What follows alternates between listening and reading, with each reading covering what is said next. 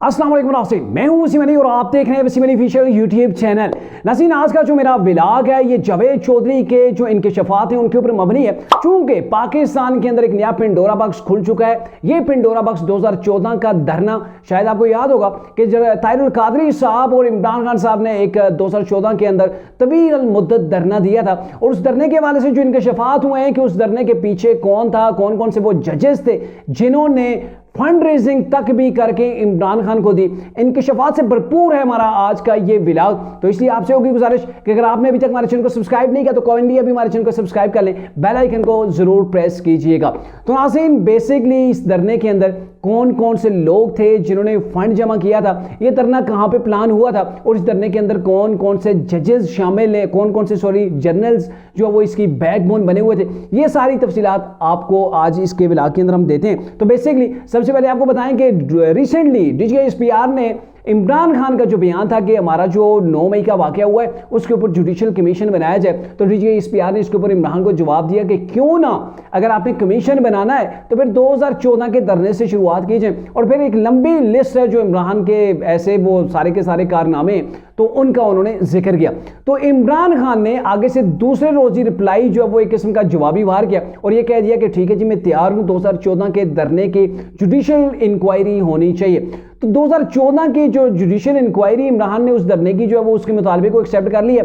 तो बेसिकली इमरान खान यहां पे कुछ बोल रहे हैं। इमरान खान के माइंड के अंदर जावेद चौधरी के मुताबिक ये चल रहा है कि चूंकि 2014 का जो धरना था उसके मास्टरमाइंड्स और उसके जो बैकबोन थे वो बहुत से जर्नल थे, जिसके अंदर जो सबसे सरे फहरिस्त जो नाम आ रहा था उस वक्त जनरल ज़हीरुल इस्लाम का नाम आ रहा था, वो मौजूद थे, जनरल फैज़ हमीद थे, जनरल बाजवा थे और जनरल रहील शरीफ का भी किरदार था। कहीं ना कहीं वो भी इस धरने के अंदर उनका भी जो है वो किरदार रहा है। तो ये तमाम किरदारों की मौजूदगी के अंदर फौज कभी भी इस मामले की तहकीकात नहीं करेगी। लेकिन यहाँ पे इमरान साहब गलती के ऊपर हैं। अब वो फौज नहीं रही है, फौज के अंदर भी बड़ी तब्दीली आ चुकी है।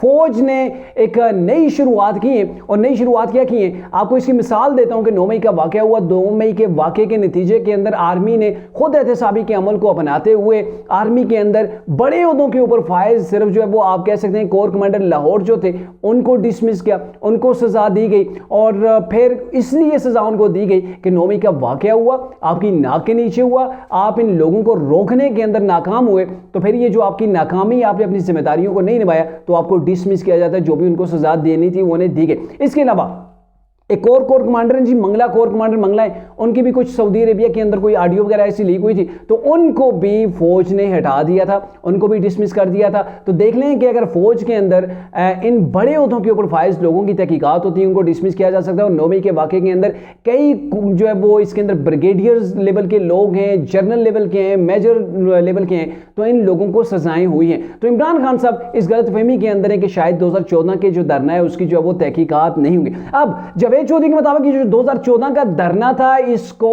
आप लंदन प्लान कह सकते हैं। लंदन के अंदर तमाम का तमाम जाल जो बिछाया गया था, जिसके अंदर इमरान साहब को बुलाया गया था, ताहिरुल कादरी को कनाडा से मदऊ किया गया था, चौधरी बरादरान जो चौधरी बरादरान है, चौधरी शुजात हुसैन है, चौधरी परवेज लाई हैं, इनको पाकिस्तान से वहां पे लंदन के अंदर बुलाया गया था। वहां पे पूरा प्लान तैयार किया गया था, इनको रोड मैप दिया गया था। और रोड मैप ये था कि 14 अगस्त 2014 को आपने इस्लामाबाद पहुंचना है, 1 लाख बाइक राइडर्स जो है वो आपके साथ होंगे, एक बड़ी रैली इस्लामाबाद के अंदर दाखिल होना है। और फिर जब इस्लामाबाद के अंदर आप दाखिल होंगे, आपको गवर्नमेंट रोकने की कोशिश करेगी। उनको यकीन दहानी करवा दी गई थी पहले कि आपको गवर्नमेंट रोकेगी, लेकिन हम गवर्नमेंट को मना कर देंगे, फिर आपको कोई भी नहीं रोकेगा। आपने रेड जोन के अंदर एंट्री करनी है। उसके बाद आपने पार्लियामेंट को अपने कब्जे के अंदर ले लेना है, आपने पीटीवी के ऊपर जो है वो अपना कंट्रोल हासिल कर लेना है। आपने इसके अलावा जो है वो सुप्रीम कोर्ट है, ईवान सदर है, इन तमाम अहम इमारतों को आपने अपनी गिरफ्त के अंदर ले लेना है। और पीटीवी के ऊपर हमला हुआ था, पार्लियामेंट के अंदर हमला करने के अंदर तरीके से आप कामयाब हो गई थी। तो ये चीजें पब्लिक के सामने मौजूद हैं। अब इन चीजों की इंक्वायरी होगी,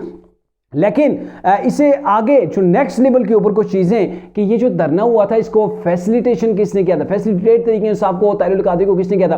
तो बेसिकली जावेद चौधरी के मुताबिक, और ऊन चौधरी ने रिसेंटली इंटरव्यू दिया जावेद चौधरी को, तो उन दोनों के मुताबिक ये है कि ताहिरुल कादरी को भी अच्छा खासा पैसा दिया गया था। और सबसे पहले जो फंड रेज किया इब्तदाई इनके धरने के लिए जो फंड दिया गया था वो जनरल ज़हीरुल इस्लाम ने उसको मैनेज किया था, उन्होंने इसको ऑर्गेनाइज किया था, उन्होंने इस फंड को जो है वो अरेंज किया था। अरेंज से क्या मुराद है कि आप एक बड़े ओहदे के ऊपर बैठे हुए हैं, आप दीजिए ये साई हैं या किसी भी लेवल के ऊपर हैं, तो आप जिसको भी कहेंगे वो आपको पैसे जो वो इनकारी नहीं होगा। जो तगड़ी पर्सनैलिटी होगी वो आपको इनकारी नहीं होगा, क्योंकि लोगों ने अपने काम निकलवाने होते हैं। तो जावेद चौधरी के मुताबिक इन्होंने बड़े बड़े बिजनेसमैनों से जो वो राब्ते किए, और बड़े बिजनेसमैन जो है वो टाइकॉन जो मलिक रियाज है उसका नाम तो डेफिनेटली आता है।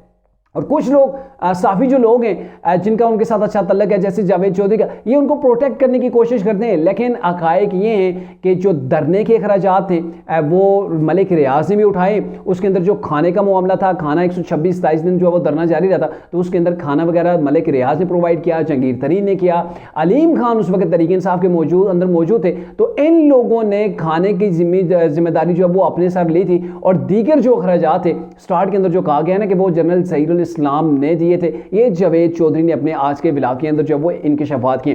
तो ये डेफिनेटली एक बहुत बड़ी जो है वो एक चीज़ होगी कि 2014 के धरने को आप अगर इन्वेस्टिगेट करते हैं तो उसके अंदर अगर पाक फौज खुद करवाती है तो उसके अंदर उनको बड़े बड़े जनरल्स का एहतसाब करना होगा, उनकी इंक्वायरी भी करना होगी। और 2014 का जो धरना था उसके अंदर जो सबसे अहम चीज़ है कि IB ने एक ऑडियो कॉल रिकॉर्ड की थी। और दूसरी जनाब आपको ये बताएं कि मलिक रियाज मियां नवाज शरीफ के पास गए थे और उन्होंने हवाला दिया था कि मुझे DGISI की बिहाफ के ऊपर कॉल की गई है। और रात को जाके जावेद चौधरी के मुताबिक, और मियां साहब ने भी इस चीज़ का जो है वो इजहार किया था, उन्होंने भी इंकशाफ किया था कि रात को जाके मियां साहब सोए हुए थे, सागडार को जगाया गया, सागडार ने मियां साहब को, और फिर उन्हें कहा गया कि हमें DGISI के बिहाफ के ऊपर कॉल आई है, आप ऐसा करें या तो इस्तीफा दे दें या फिर पाकिस्तान छोड़कर पाकिस्तान से आप चले जाएं। तो मियां साहब ने इसके ऊपर इनकार किया था। उन्होंने कहा था किसी तौर पर भी मैं किसी धमकी के नतीजे के अंदर ना तो गवर्नमेंट गिराऊंगा, ना इस्तीफा दूंगा, और ना ही मैं पाकिस्तान से जाऊंगा। इसके तो पूरी जो है वो मीडिया के ऊपर सागडार ने भी इसका इंकशाफ किया था, मियां साहब ने भी किया है,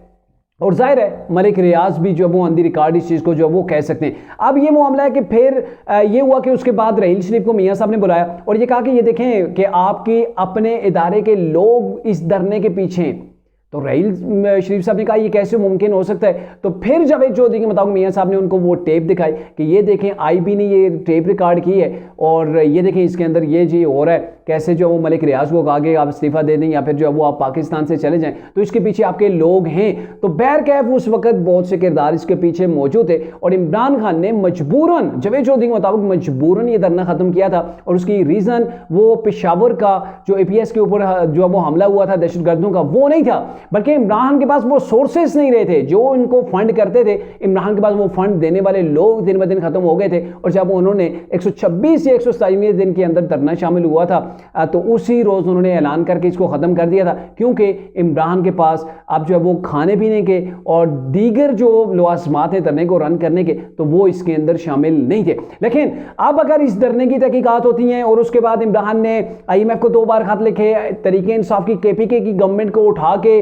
जो है वो उसके वसाइल को इस्तेमाल करते हुए इस्लामाबाद के ऊपर 2 बार 2016 के अंदर एक बार चढ़ाई हुई और एक बार 2022 या 2021 को चढ़ाई की गई। इसके अलावा KPK की गवर्नमेंट के साथ साथ तरीके इंसाफ ने गिलगित बल्तिस्तान की गवर्नमेंट को भी इस्तेमाल किया, कश्मीर के अंदर उनकी गवर्नमेंट थी उसको भी इस्तेमाल किया। तो बहरकैफ बहुत से ऐसे एविडेंस हैं जो एंटी स्टेट तरीके इंसाफ गई है, इमरान साहब गए हैं, और अगर इन सब की तहकीकात होती है तो फिर मेरे ख्याल में इमरान के लिए मुश्किल होगी। क्योंकि आपको याद होगा कि मियां साहब के ऊपर जब इल्ज़ामात लग रहे थे तो उन्होंने भी कहा था जी मेरे खिलाफ आप जुडिशल कमीशन बनाएं, जजेस के ऊपर मुश्तमिल होना चाहिए, वो तहकीकात करें। और जब उन्होंने फिर तहकीकात की तो तहकीकात के अंदर से कुछ नहीं निकला, लेकिन मियां साहब को अकामा की बेस के ऊपर, बेटे से तनख्वाह ना लेने की बेस के ऊपर मियां साहब को डिस्क्वालीफाइड कर दिया गया था और ये ताहयात डिस्क्वालिफिकेशन उनकी थी।